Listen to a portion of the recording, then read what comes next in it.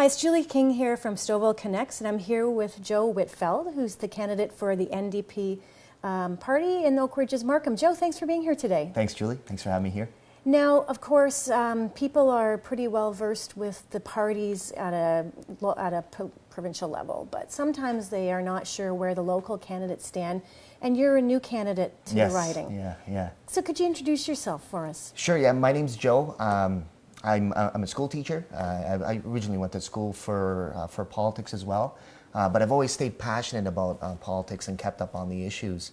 So from one thing just led to another. You know, I had contacted the NDP just to say, you know what, I can help out with someone's campaign, and it was really humbling. They got back to me. One of the VPs from the party got back and said, you know, we want to talk to you, and we'd be thrilled if you ran. So it was such a great experience, and everything so far has happened so naturally. So it's been such a great experience, and we're having fun and we're growing. So it's going well. And why the NDP party for you? Why the NDP? It's very simple. It puts people first. You know, I think that we're we're at a time when, you know, I have 3 kids of my own, where, you know, they need spots for daycare, and as a teacher, you know, quality education's, you know, it's important. If we're going to build a better future, there's no better grassroots way of doing that than working with kids.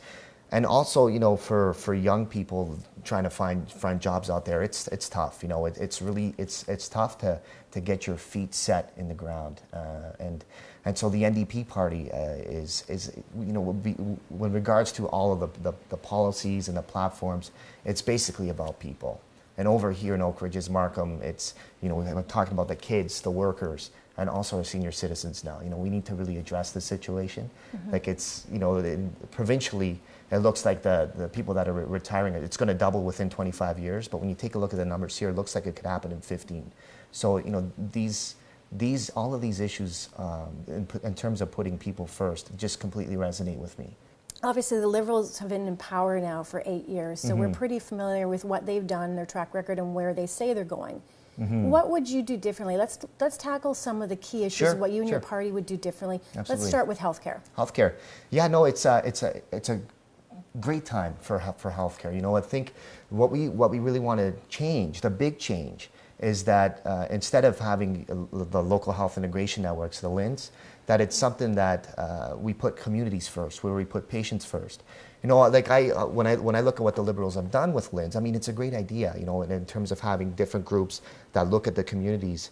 And, you know, they tried to do this in Australia, they tried to do this in the UK, in New Zealand, in Sweden. And there's a lot of problems. There are a lot of challenges that it's a hard system to make to work. It sounds great in theory, but it's difficult to put it into actual into a practical form. So what's happening in Saskatchewan right now? There's new changes happening, and it's about putting patients first. Mm-hmm. It's about listening to the actual patient and making the decisions from there, not listening to some consultant or bureaucrat that's working with a local health integration network. And Saskatchewan, this vision is based on something that Tommy Douglas saw a long time ago. And so over the summer as well too, I had an opportunity to attend an event with the Social Services Network, and they're trying to put a community health center up here in Markham, Richmond Hill. And is that actually something that the either the executive director or the person who's running the CMA, the Canadian Medical Association, were they not suggesting something similar to that? Yeah, you know, it's happening now. I mean, there's quite a few of them in the province, and this is why it's exciting, because this is going to grow. I mean, this is a new idea, and, you know, the more that it spreads, the more that we're going to realize that, you know, it's a great thing, you know. Yeah. I think I remember reading something about if patients got through more quickly and all of the results were based on patients' output and productivity and were geared to the patient, that you'd see a radical transformation of the hospitals. Absolutely. You know, I've been in debates, and like I say, you know, like, if you want to know how good a restaurant is, you know, just go and ask somebody that eats there. Don't go and ask the cooks, you know. So yeah, no, it's an exciting time for health. Yeah. Okay, so that's one of the things you do in terms of healthcare. Yeah, like that's the main shift is getting rid of the local health integration networks. You know, and a lot of the things that all the parties offer are similar, but that's sort of where we're standing, our big idea. Okay. Yeah. Now let's talk about the subject you know really well, education. All right. Yeah, sure. Yes. What would we be seeing differently or the same? What would you keep? What would you discard? What would the party do with education? Well, the education, it's a very, you know, as a teacher, and I see all sorts of new ideas, and it's exciting. But we do have some things to work on. You know, I think the full day kindergarten is a great idea. You know, as a, you know, my own kids and trying to find the daycare spots that, you know, it's something that, you know, is beneficial. The one thing that comes as a result of that is an issue that happens more so in Toronto, where you have a lot of daycare centers that they close down because now all of these kids, they're going to full day kindergarten, so where are they going to go in daycare? So the NDP, we're going to help out with that in terms of we're providing $125 million for these daycares for the next 2 years, so that they can, you know, so they don't get crushed in this transition. Education, you know, it keeps on going. You know, a lot of schools, they're worried about, you know, what does this do to the classrooms? What does this do to the school? Where does that kindergarten room move to make more room for these new kids coming in? So there's logistics involved in this as well that a lot of the school boards and schools are concerned with. But you know, it's just a matter of going through all the steps to get to where we want to be. The Liberals have said they'll introduce a 30% reduction in tuition, post-secondary tuition fees. Is that something the NDP would? Yeah, you know, we just released like 2 days ago that we're going to be freezing the tuition fares for the next 4 years. So that's going to be, you know, if it's great to go through university, but we all come out with so much debt, and you know, that's something that didn't happen 25 years ago. So a guy like myself, I'm 31, I'm getting very close to buying my first home, but it's become a challenge for you know the people coming in, the Gen X, in terms of getting their feet on the ground. So that's, you know, that's a solution that's going to help out. Absolutely. We don't want to be in debt forever. So, yeah. Now, tax. Yeah. An issue where there's sometimes, especially on the right, the left, a little bit of conflict with the NDP party. Yeah. What would you do? Are you going to raise taxes? Are you going to maintain taxes? What is your plan? It's about, you know, the right solutions. You know, like if you take so much tax off, there's the result in social services.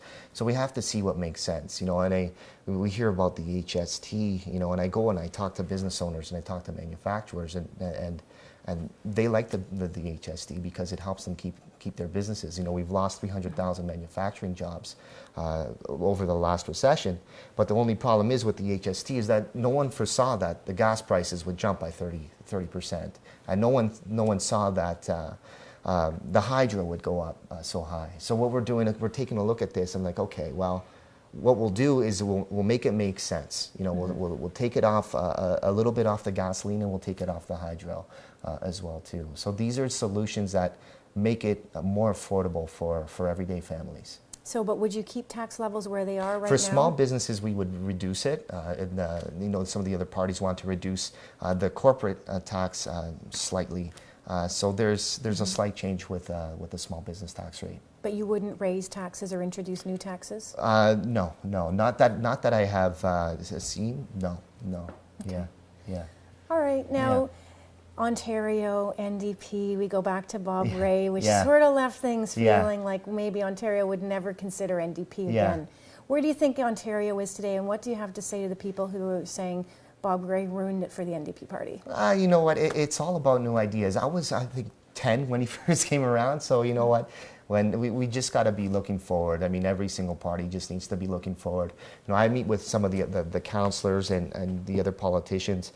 It's irregardless of, you know, your political, wherever you are on the political spectrum.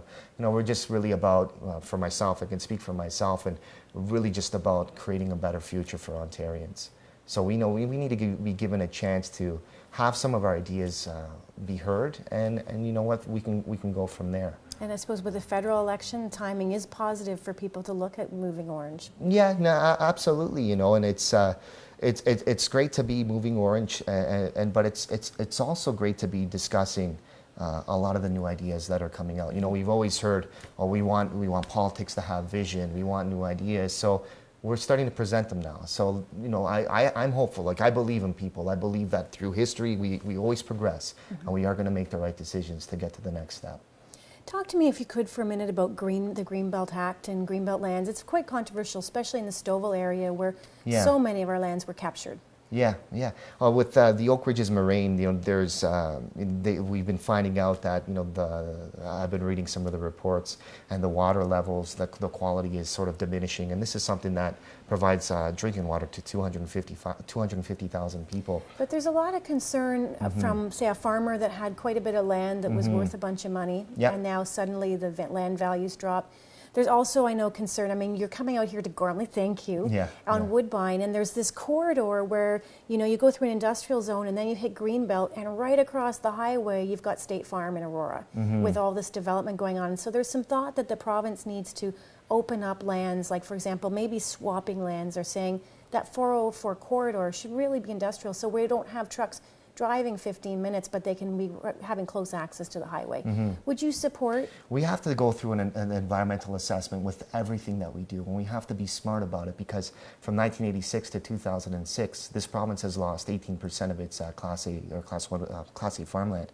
And when we're talking about having a vision for the future, with the gas prices going up, we need to rely on our produce here. We're not going to be able to afford all of this fruits and vegetables coming in from Florida or from other places that are going to have the costs associated with shipping with them as well. So, this is something that, I foresee, and you see it. We're starting to see, everyone's mentality to be more healthier, to watch more what we eat, to support local farms, to support people in Ontario. So, it's just not here.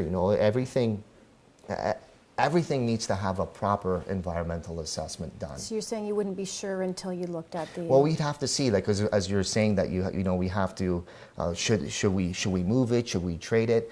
Well, we should put it where it's going to have the least effects on the environment. Okay. Let's talk about the other big issue in the area, which is transportation and gridlock and transit back and forth from the city.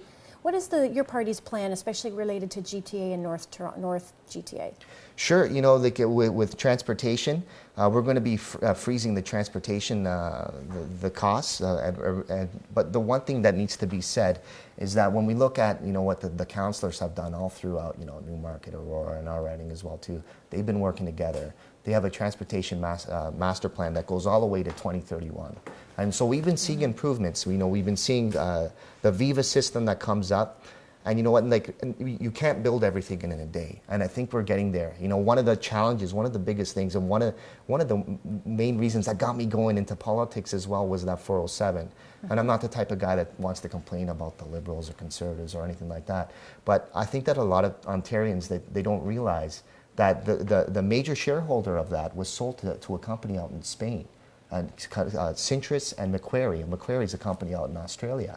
So if we're going to be building these new roads on our land, I hope that we keep it for us, and that we don't set ourselves in a poor position. The price of using that 407 is huge. It's from Oakville, about $15 if you don't have a transponder or something like that, and before, it could have been used up here, and I'm sure more people would have used it hadn't it gotten so expensive.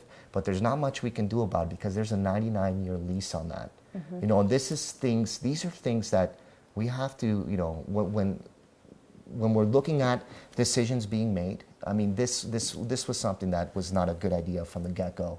And I think that if we are to make the right decisions, we have to get people actively involved in politics. Yeah, but was it not the Bob Ray NDP that made the decision to bring in the 407? No, to bring it in was great, but to sell it to foreign companies was a problem. The idea of financing it through tolls was all. Absolutely, but if we look at what the toll for that area, for when we have affluent regions up in this area that more people could have used it, got it off our local roads here.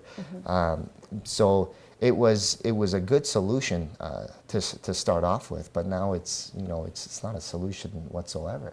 What about the two-way trains in and out of the Toronto area? The two-way trains, yeah, absolutely. And I think this is something that as we move forward, with the municipalities, is something that we all need to work together with. The number one thing is that we do the right things at the right time. And for now, there's the Yonge and 7. It's a major artery, and we have to really make sure that traffic flowing to this area is solid, you know, if we're going to really answer the questions, you know. And I looked into the master plan, and they're first seeing, you know, light rails on Highway 7, you know, which is a great idea, but we're not going to do it now. You know, there's other things that are you know, in terms of having more frequent trains coming in, absolutely. So you would, your party and you would support having the two-way GO service all day? Yeah, absolutely. We would have to, you know, work with the municipalities and ensure that it works with the budget, and we'll have to go from there. Okay. So what are the things, what are the ideas you see being implemented right now if the NDP is elected? What are the ideas that we see that are going to change right now? I think the emphasis is back on people, you know, ensuring that we take care of each other, that we make life much more affordable, and accountability is a big piece. You know, a lot of the things that have happened, and some of the things that have happened have been, you know, in York Energy Center, you know, was something that I was reading about, that it was, you know, they wanted to go through with the process, and most likely would have passed anyways, but they didn't go through the right channels, you know, and that's what we need to do, is just be accountable for our ideas and what we're trying to do, and just keep people informed, saying this is our ideas, this is how we're going to do it, do you like this, do you not like this, because that's what, you know, what a government that listens to its people is all about. Okay. Yeah. And so final closing thoughts on why you'd like people to cast their vote for Joe Whitfeld on election day? It's, you know, I can't say for, you know, people to just go and vote for me or whatever. You know, that's something that I have to earn. You know, as a teacher, I've had a lot of success in the classroom, and I have a passion to see other the kids grow. I want to build a good, solid future for my own children as well too. And this is something that, you know, people are going to see me and give me a chance, or, you know what, at the same time, I'm just going to have to earn that. Joe, thanks so much for coming out today. Yeah, no problem. Thanks for having me. Okay. Yeah, thank you.